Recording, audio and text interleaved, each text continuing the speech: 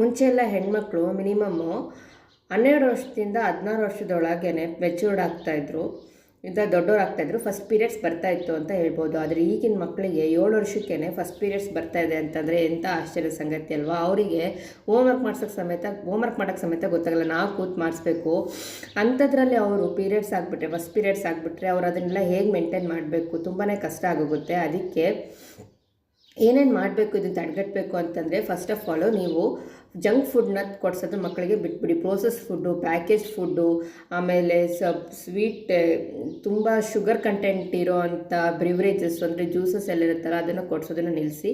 ಆಮೇಲೆ ಮಕ್ಕಳಿಗೆ physical active ಆಗೋಕ್ಕೆ ಬಿಡಿ, ಹೊರಗಡೆ ಆಟ ಆಡೋಕ್ಕೆ ಬಿಡಿ.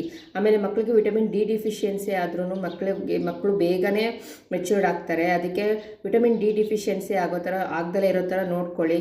ಹೊರಗಡೆ ಸನ್ಲೈಟಿಗೆ ಬಿಡಿ, ಮಕ್ಕಳಿಗೆ ಬಿಸಿಲಿಗೆ ಬಿಡಿ ಆಟ ಆಡೋಕ್ಕೆ. ಈಗಿನ ಪೇರೆಂಟ್ಸು ಆಟ ಆಡೋಕ್ಕೆ ಬಿಡಲ್ಲ, ದಯವಿಟ್ಟು ಆ ತಪ್ಪನ್ನು ಮಾಡಬೇಡಿ. ಆಮೇಲೆ ಸ್ಕ್ರೀನ್ ಟೈಮ್ ಕಡಿಮೆ ಮಾಡಿಸಿ, ಮಗುಗೆ ಮೊಬೈಲ್ ಕೊಡಬೇಡಿ, ಟಿ ವಿ ಜಾಸ್ತಿ ಹೊತ್ತು ಹಾಕಿ ಕೂರಿಸ್ಬೇಡಿ. ಸ್ಕ್ರೀನ್ ಟೈಮಿಂದನೂ ಈಗ ಹಾರ್ಮೋನಲ್ ಇಂಬ್ಯಾಲೆನ್ಸ್ ಎಲ್ಲ ಆಗಿ ಮಕ್ಕಳು ಬೇಗನೆ ದೊಡ್ಡವರಾಗ್ತಾ ಇದ್ದಾರೆ ಹೆಣ್ಮಕ್ಳು. ಆಮೇಲೆ ಇನ್ನೊಂದೇನೆಂದರೆ ಒಬೇಸ್ಡು, ತುಂಬ ದಪ್ಪ ಆಗ್ತಾ ಇದ್ದಾರೆ ಮಕ್ಕಳು. ಇದಕ್ಕೂ ಮೇನ್ ಕಾರಣ ಸ್ಕ್ರೀನ್ ಟೈಮ್ ಅಂತಲೇ ಹೇಳ್ಬೋದು. ಒಂದೇ ಕಡೆ ಕೂತು ಮೊಬೈಲ್ ನೋಡಿ, ಟಿ ವಿ ನೋಡಿ, ಜಂಕ್ ಫುಡ್ ತಿಂದು ಈ ಮೂರು ಸೇರಿ ಮಕ್ಕಳು ಈಗ ಒಬೇಸ್ಡ್ ಆಗ್ತಾ ಇದ್ದಾರೆ. ಈ ಒಬೇಸ್ಡ್ ಆಗೋದ್ರಿಂದನೂ ಹೆಣ್ಮಕ್ಳು ದೇಹದಲ್ಲಿ ಹಾರ್ಮೋನಲ್ ಇಂಬ್ಯಾಲೆನ್ಸ್ ಆಗಿ ಬೇಗನೆ ಪೀರಿಯಡ್ಸ್ ಆಗ್ತಾ ಇದ್ದಾರೆ. ಈ 5 ನೀವು ಬ್ಯಾಲೆನ್ಸ್ ಮಾಡ್ಕೊತ ಬಂದರೆ ಇದನ್ನು ನೀವು ತಡೆಗಟ್ಬೋದು. ನಮಸ್ತೆ.